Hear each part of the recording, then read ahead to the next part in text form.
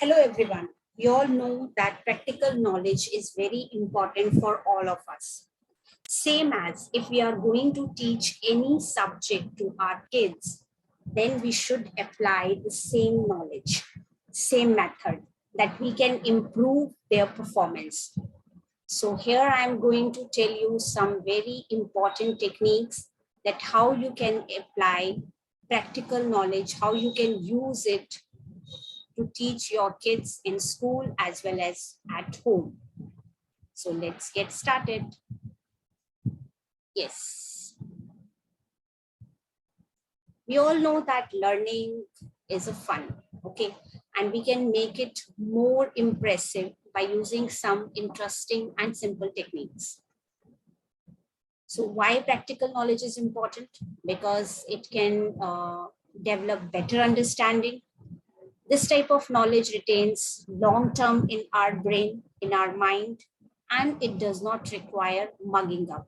So that's why practical knowledge is very essential for us. A mother is the first teacher of a child because she knows everything about his or her child. She can show them the path of their life. She can transform their personality. She can teach them what is good or what is bad for them. So if we are talking about academics, then mother can play a prominent role to improve their performance. For this, they have to just give their time and some practical knowledge. Now, here I'm going to tell you some innovative ways that how you can teach your child to think out of the box. Yes, so we are going to learn, or we are going to get some methods of teaching noun. Noun is such a simple concept because we know noun. Whenever we ask from the students what is noun, they say, yes, ma'am, nouns are the naming words, or noun is a person, place, animal, or thing. It is just a definition. So we can teach them some simple methods that they can give us more examples, not common. They can give us some more and some different examples. So the first method is that you can recite a poem or song which is based on noun, because we know that students, they love fun, right? So when you start now in a very from junior class, like from first or from KG, if you are going to introduce them, so you can start with a poem or a song. So they will enjoy it definitely. And the second method is you can tell them a story. Pick any storybook and you can tell them a story. And after telling that story, you can frame some simple questions based on the character and the setting of that story. So they can tell about the places, they can tell about the characters to whom they like very much in the story. You can ask their qualities, right? So in this way, you can enhance their knowledge. The third method is my favorite method, that is ask riddles. So you can search or you can ask some simple riddles, right? For example, you can ask, I live under the shed, I eat grass, and I give you milk. Guess who am I? So they will give the answer that this is a cow. So cow is what? Name of the animal. And the group of the cows is called a herd, right?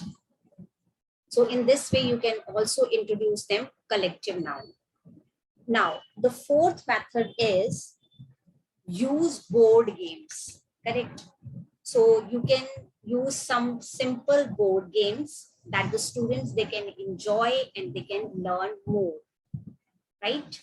So in this way, you can teach them singular, plural, collective, and other types of the noun as well. Now, the next method is experiential technique. Now, what is experiential technique? Here you can tell them to bring some objects from some common objects which they think that this is noun.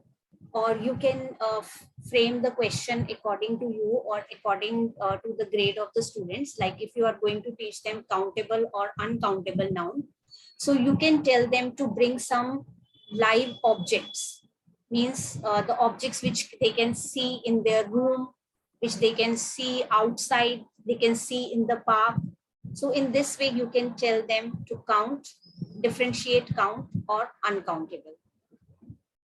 Now, the last method is see and tell. Now, what is see and tell?